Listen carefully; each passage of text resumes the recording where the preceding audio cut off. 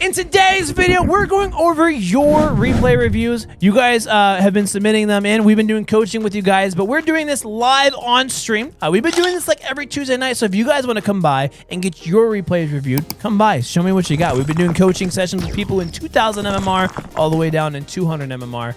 Everyone is fair game when it comes to watching these replays. But tonight, it's free on stream. You just got to come by on Tuesday nights. We're streaming from 10 p.m. to 1 a.m. Just going over your replay reviews.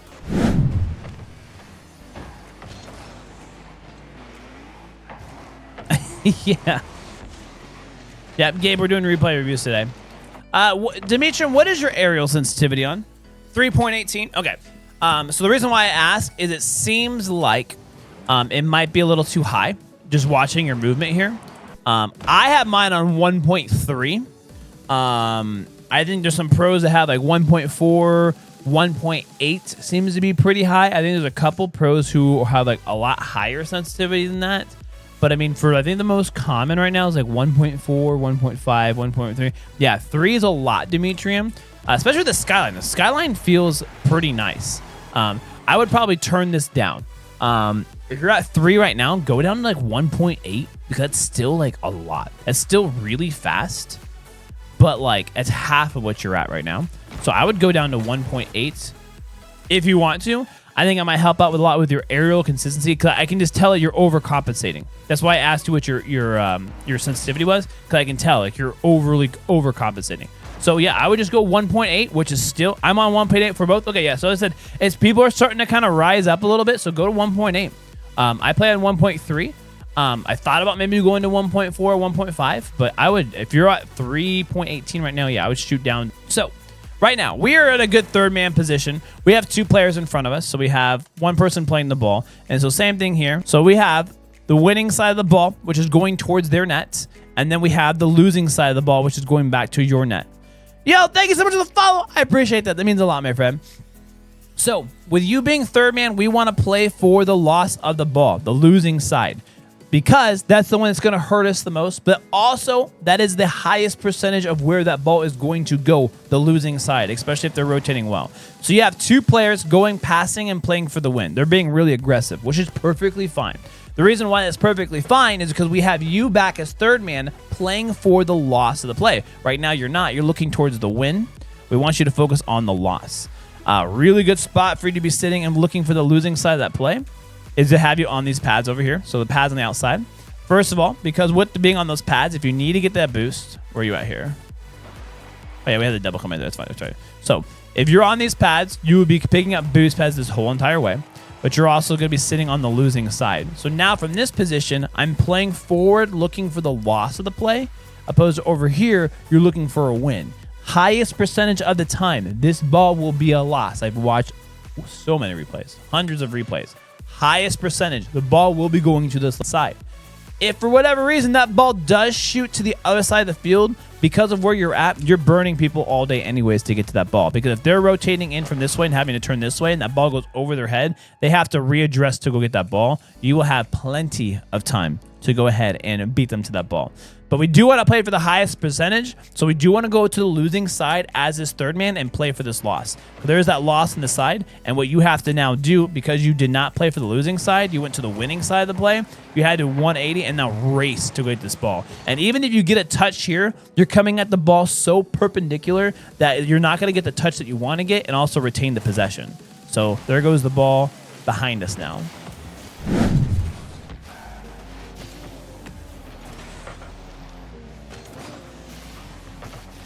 Super nice. So I wish you did this. So on this play, you cut so far over to those pads. That is like the sweet spot that you want to be in. That goes for 2s and 3s. By you cutting all the way to the pads here, this sets you up for such an earlier angle and shot on the net. Because where are we at? 2:37 here on the clock. Because the very beginning of the game, here, we cut short here. I would have liked you to still continue farther on that side because, first of all, if you need to rotate and go left, your car will actually already be facing. So having over here but facing more this way, if you do need to chase down that ball to that side, you'll be first there. But honestly, I think you can actually beat this person off the ball. They had a really terrible look at it. Luckily, they grabbed that 100 boost. But if we're shooting from this side, you can shoot so much sooner because this angle happens so much earlier. So we've been seeing a lot of the players, especially when they're already on this side. I know that you just made your playstore over there, but when players are starting to line up over here on these pads, this is what the professionals have been doing as second man, pushing up on these pads here. What I've been seeing a lot more, not much in 2s, but in 3s, they've actually been, if they have like 100 boost, they're actually shooting even more from on this side, which seems so wild to me, but it makes sense because they can shoot this ball so much sooner. Obviously, the ball's high in the sky. If this ball was on the ground here, I can actually shoot this ball so much sooner being over here. But if I'm sitting over here mid, that ball's not shootable yet. I can't shoot that ball yet. So being more on that same side is what has been very common in the higher ranks right now. Yeah. So that, yeah, super nice. Super happy about this. We're on that same shooting side. We can shoot so much earlier. Such a great shot. So I do want to kind of talk about this too here because we've had a lot of people we've been talking about playing for your recoveries when you're also getting that ball touch. A lot of players are still working on just trying to touch the ball.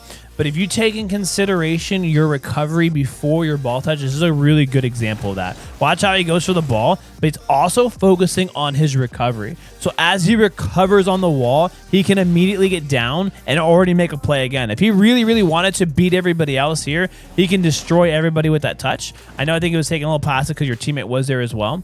But that's what I'm saying is if you are already playing for your recoveries as well as playing for your touches, you can do so much more. And that's a lot of things that we've been talking in a lot of replays that reviews that we've been doing lately is focusing on that recovery.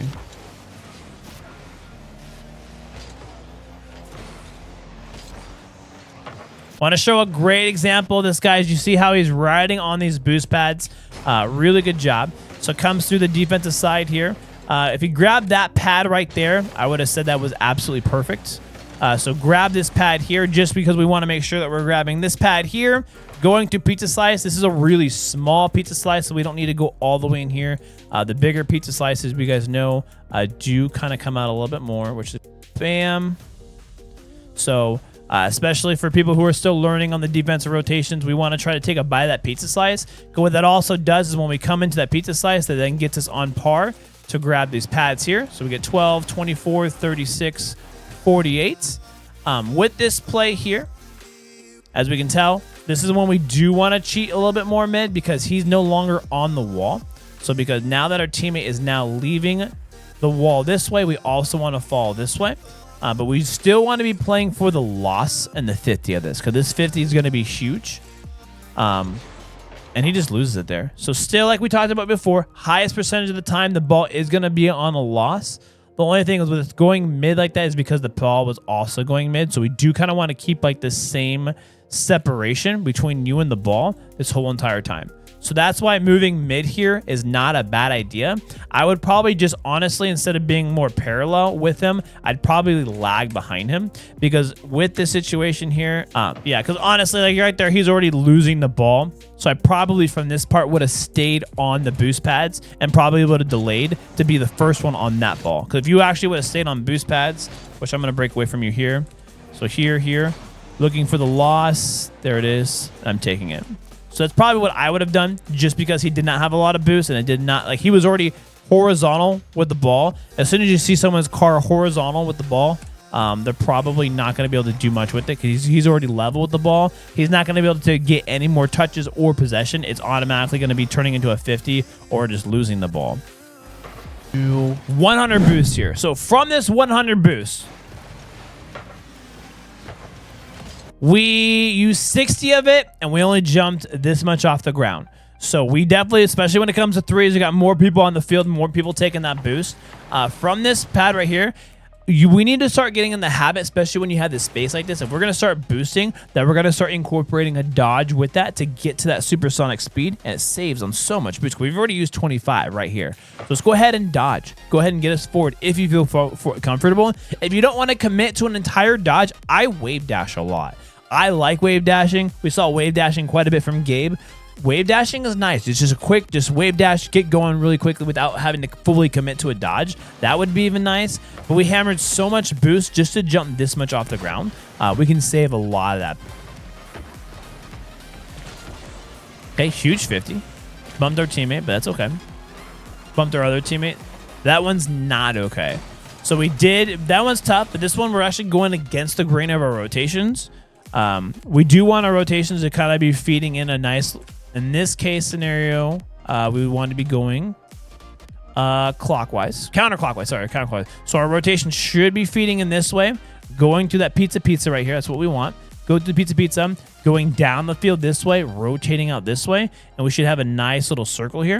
So we'll kind of take a couple steps back to kind of see how we're kind of flowing here. Okay. So we have Icebergo, good rotation there.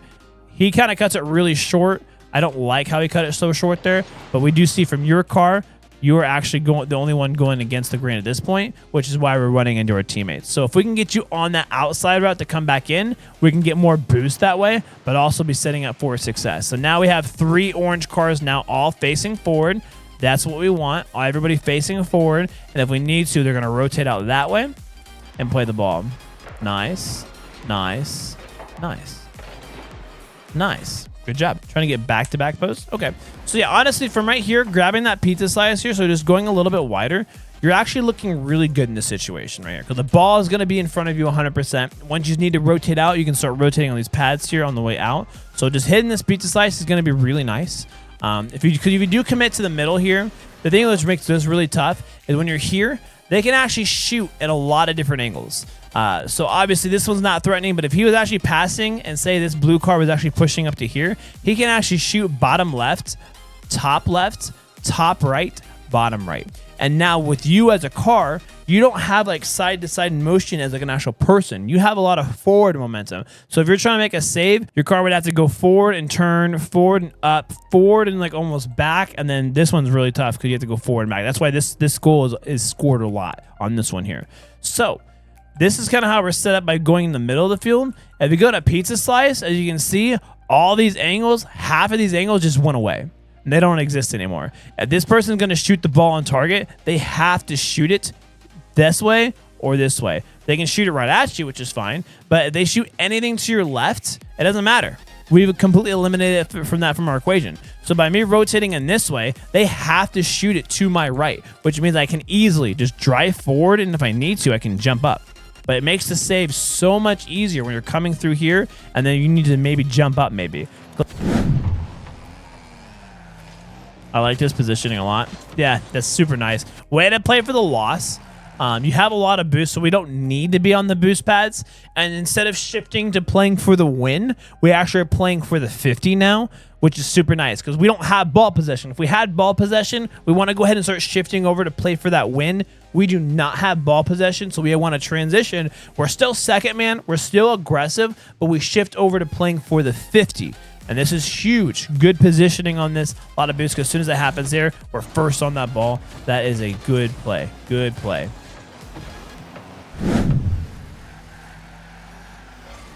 Okay, I think a little too aggressive there. Yeah, I think it's a little too aggressive here. I think we just slow down just a little bit here because we want you to be first to the 50. So like this play here, we're playing for like massive win. I think we just slow down just a little bit because first of all, if he wins, it's fine because there's no one's gonna pick up that ball if he wins this besides you guys anyway because they're both overextended. So I think we just support the 50 here because he doesn't also have that ball possession. So he does not have ball possession. They're both overextended. I say we just chill for a quick second. Love to have you on these boost pads here. And then as soon as that 50 happens, then you're first. You're absolutely first all day. And you're actually probably catching him in stride for a goal. Because I know you're definitely mechanical enough to put that ball where you want to. The fact that you actually still did it anyways is wild. Yeah, the fact that it almost still happened is insane. Just imagine if we would have went right away instead of having to do what we did there. That was a goal, 100%. Also, I do coaching with all my subscribers here on Twitch, whether it's through Amazon Prime, paid on your own, or gifted by a member of the community, or you can just join directly to the Discord and we can get a one-on-one session watching your replay reviews and going over that. We're also going to be giving away a free coaching session to someone who comments the word pumpkin down below. If I pick your comment, you'll see that down pinned and you'll be getting a free coaching session. Thank you guys so much for watching this today. I do appreciate it. Also, if you want to learn how to flip reset, check out this video here on how to flip reset. I made it easy for you guys. Thank you guys so much. 7 different ways of fighting off the storm we've been sleeping on. Yeah, digging up the ground, trying to find what's wrong. Plant a seed, burn it down, make it freeze. Drown it, then we shock it till we bring it to its knees. Heaven blowing on my dice for a prize. Feel the breeze, hear it roaring like a night.